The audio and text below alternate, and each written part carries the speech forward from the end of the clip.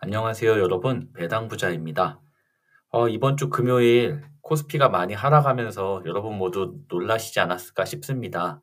삼성전자, 하이닉스, 많은 하락이 일어났고요.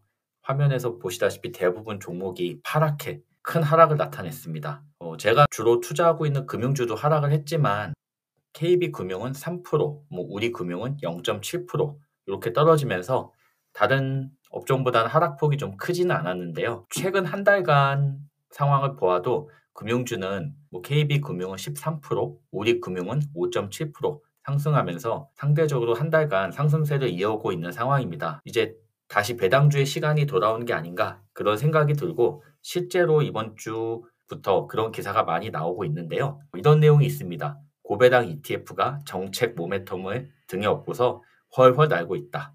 가운데 부분의 내용을 보면은 7월 말부터는 좀 상승이 주춤했지만 11월에 들어서면서부터 다시 자사주 소각 의무화를 포함한 3차 상법 개정안과 배당소득 분리과세를 추진하면서부터 다시 배당주가 상승하는 데 힘을 얻는 게 아니냐 이런 기사가 나와 있고요.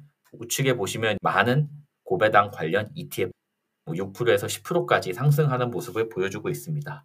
다른 기사를 보면 삼전 대신 이것 이렇게 나오면서 고배당주 ETF가 뜬다 기사가 나오고 있고요. 사실 최근 3달 동안 삼성전자와 SK하이닉스 같은 반도체주가 상승하면서 고배당 관련 주들은 상승을 많이 하지 못했었는데요. 이 기사에서도 앞에서 마찬가지로 그러한 정부의 정책 관련 이슈가 다시 이제 강해지고 그러면서 수급이 배당주 쪽으로 바뀌지 않을까 이런 관련 내용이 있고요.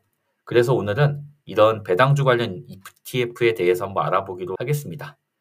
오늘 알아본 ETF는 코덱스 금융 고배당 탑10이고요. 정책은 밀어주고 배당은 쌓이고 금융 풀세트로 코리아 프리미엄 직진 이렇게 재미있는 슬로건을 가지고 만들어진 상품입니다. 8월에 상장을 했고요. 이제 하나씩 살펴보겠습니다. 그 당시에 상장할 때 만들었던 내용인데요. 7월의 기사네요. 그래서 이제 상법 개정안이 통과되면 금융 지주의 저평가가 없어질 것이고 주주 환원이 강화돼서 배당 매력도 늘어나고 그렇게 추가로 매수세가 강해지면 주가가 상승될 것이다. 이런 내용을 주로 담고 있고 보험주, 금융주 이렇게 혜택을 보지 않을까 기사가 나와 있고요. 어떤 주식에 투자를 하는가를 봤더니 굉장히 이해가 잘 되게 표현이 되어 있는데요. 은행 관련 금융지주 5개, 보험에서는 DB손해보험, 그리고 4개의 증권주. 사실 저도 고배당 ETF를 투자를 하고 있는데 은행주 중심의 ETF 투자하고 있습니다. 근데 이 코덱스 ETF는 보험하고 증권주를 이제 절반의 비율을 가지고 있어서 은행에 치우친 ETF보다는 밸런스가 더 잘 맞는 것 같아서 이렇게 소개를 하게 되었고요. 그 중에서도 어떤 식으로 이제 선별을 했는지를 설명하는 부분인데요. PBR이 1 미만으로 저평가되어 있는 은행, 증권, 보험주만 편입했다. 사실상 아직 우리나라에서 대부분의 금융주들이 PBR이 1이 넘지를 못하고 있습니다.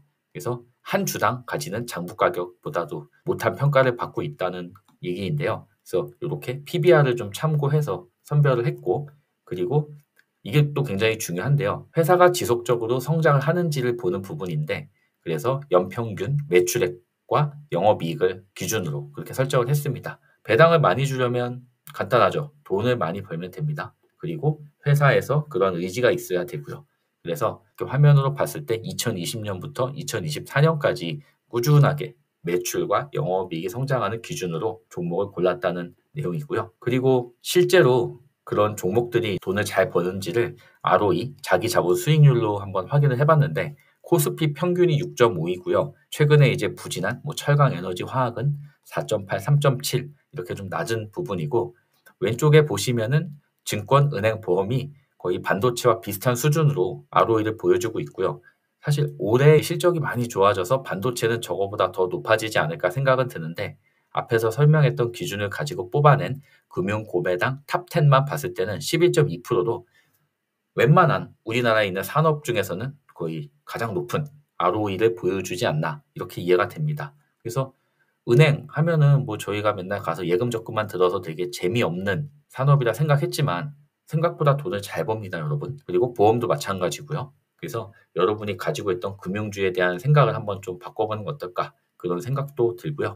그리고 이제 2019년부터 투자했을 때를 한번 시뮬레이션 돌려본 건데요. 아랫부분은 이 ETF에서 선별한 10개 주식의 수익률을 보여주는 거고, 그리고 5년 동안 배당을 받아서 계속 재투자했을 때의 케이스가 붉은색으로 나타나 있는데요. 어떠신가요, 여러분? 배당을 재투자했을 때는 그냥 주식만 가지고 있었을 때보다 81% 훨씬 높은 수익률을 가져와서 거의 3배에 가까운 수익률을 5년 동안 가질 수 있었던 것으로 나타나고 있습니다. 물론 이제 앞으로도 이런 추세가 이어질지는 어떤 정부의 정책, 그리고 기업들이 돈을 잘 버는지 이런 부분을 계속 지켜봐야 할 것 같고요. 왼쪽에 보면 포함된 종목들에 대한 설명이 나와 있는데요.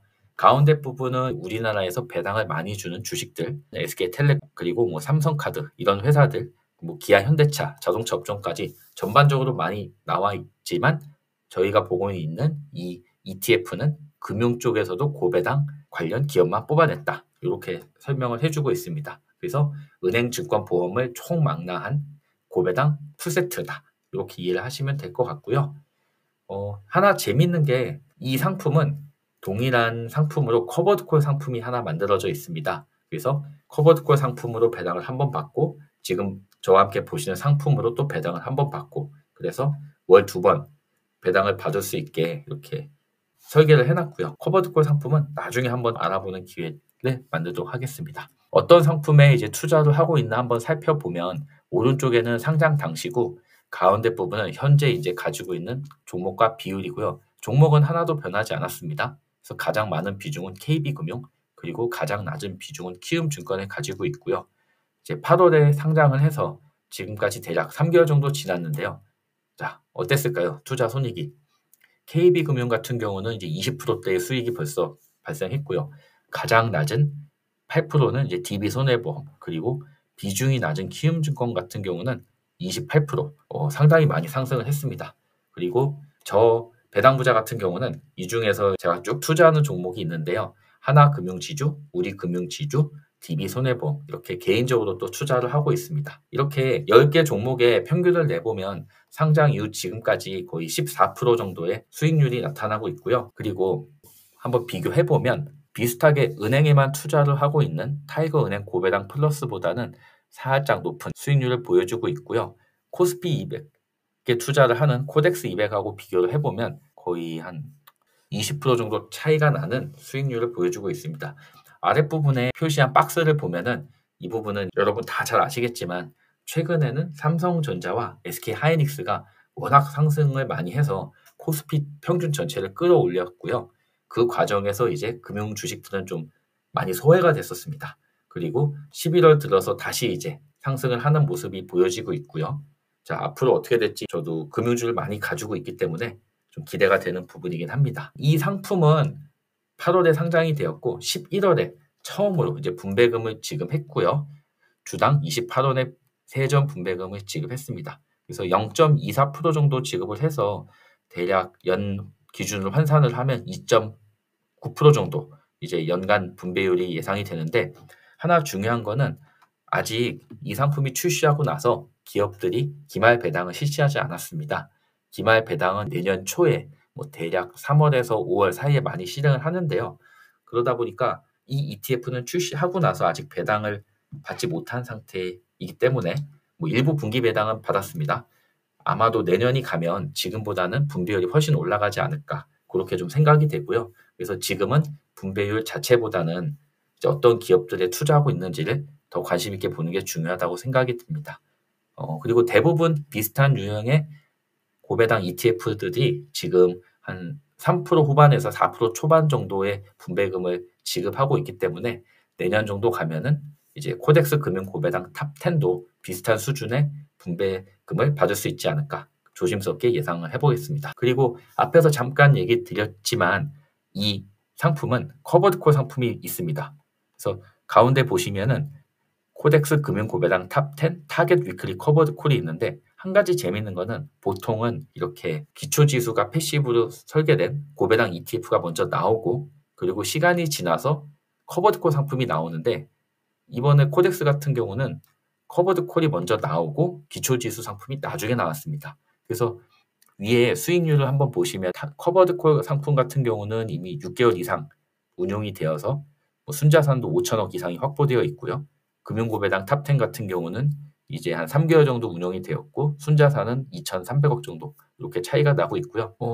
저 커버드콜 상품도 사실 개인적으로는 굉장히 잘 설계돼서 운영되고 있다고 생각하는데 이 상품은 나중에 한번 또 알아보기로 하고요.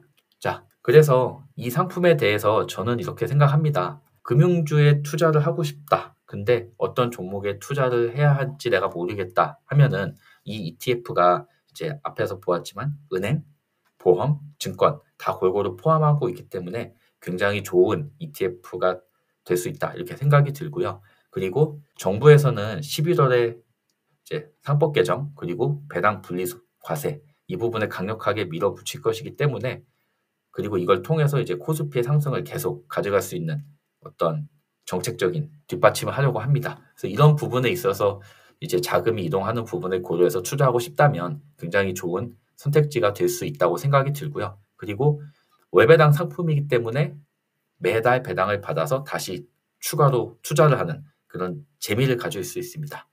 재투자로 수익률을 극대화할 수 있다는 부분이 있고요. 그리고 장기 투자를 해야 됩니다. 금융주는. 최근에만 봐도 아시겠지만 한 3달, 4달 동안은 반도체주가 오르는 동안 금융주는 하나도 상승을 못했고요. 이럴 때는 어떻습니까? 돈이 생기는 대로 더 매수를 해서 배당도 늘리고 나중에 상승이 했을 때 초과 수익을 노리는 전략을 수행할 수도 있겠죠. 그래서 장기 투자를 해야 되는 좀 마음가짐이 있어야 되고요. 그래서 저 같은 경우는 이렇게 생각합니다. 월배당을 통해서 장기 투자를 할 수 있다. 그렇다면은 이런 상품이 굉장히 좋은 선택지가 될 수 있지 않을까 그렇게 생각이 들고요. 앞으로 이제 11월, 12월 동안 정부에서 강력하게 상법 개정과 분리과세 정책을 시행할 것으로 예상되기 때문에 금융 ETF에 투자를 고민하시는 분들이라면 이 상품에 대해서 관심을 가지시면 좋을 것이라 생각됩니다. 여러 가지 부분을 고려하는 좋은 ETF들이 많이 나오고 있습니다. 여러분이 선호하시는 투자 성향에 따라 상품을 선택하셔서 성공적인 투자 생활을 이어갈 수 있으면 좋겠습니다. 이상 오늘 영상 마무리하겠습니다. 감사합니다.